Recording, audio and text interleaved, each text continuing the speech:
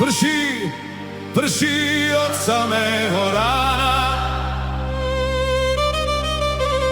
Nad dedinou visí sivý mrak, kde si v diaľke svetlo ešte horí a krčma čaká na svojich hostí.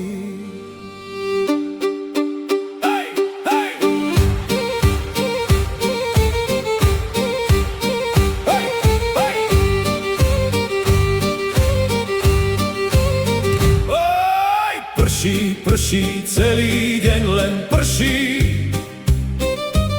Pred domom rastú mláky čoraz viac. Šteniatko pod plotom ticho kňučí, hľadá si úkryt pred dažďom zas. Za prahom voda steká po kameni,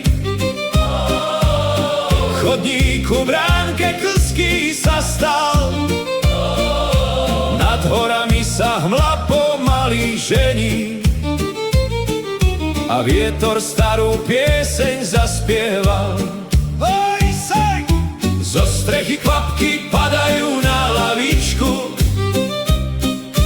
ako malý potok bežia dolu. Z lúk vietor nesie vôňu trávy a divých kvetov po okolí. Čo iné robiť v taký večer, keď dážď nepustí človeka von? Gazda naleje slivovicu, aby zahriala telo i dom. Na stole chlieb ešte teplý z pece, uhorka, syr a kus slaniny. Ženám nalejú sladkú hruškovicu, mužom silnejší dúšok do hodiny.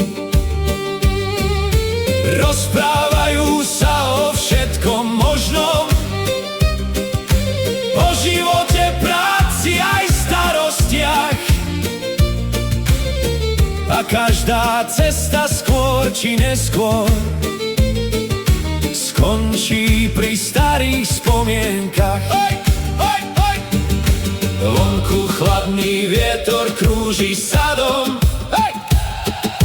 vnútri pec príjemne hreje. Na fľaši sa zráža studená para a nálada sa pomaly mení. Husle spustia starú melódiu, akú pozná každý v dedine.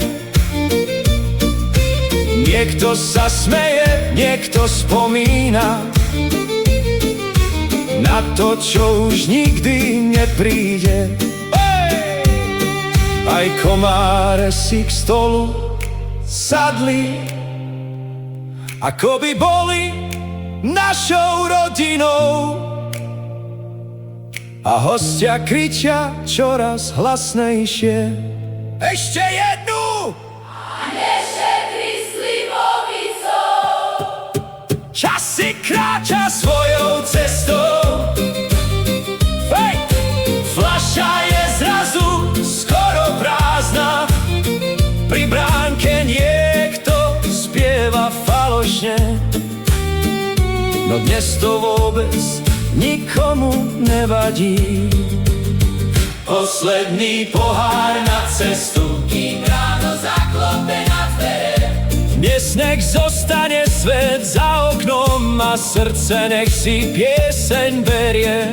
Posledný pohár na cestu, Nech smútok zostane tu spať, zajtra nás život znova nájde.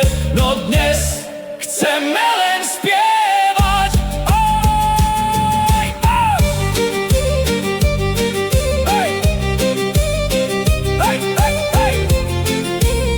Dážď ešte stále padá, svetlá v oknách pomaly hasnú. A niekto za bránou potichu povie: tak zas niekedy.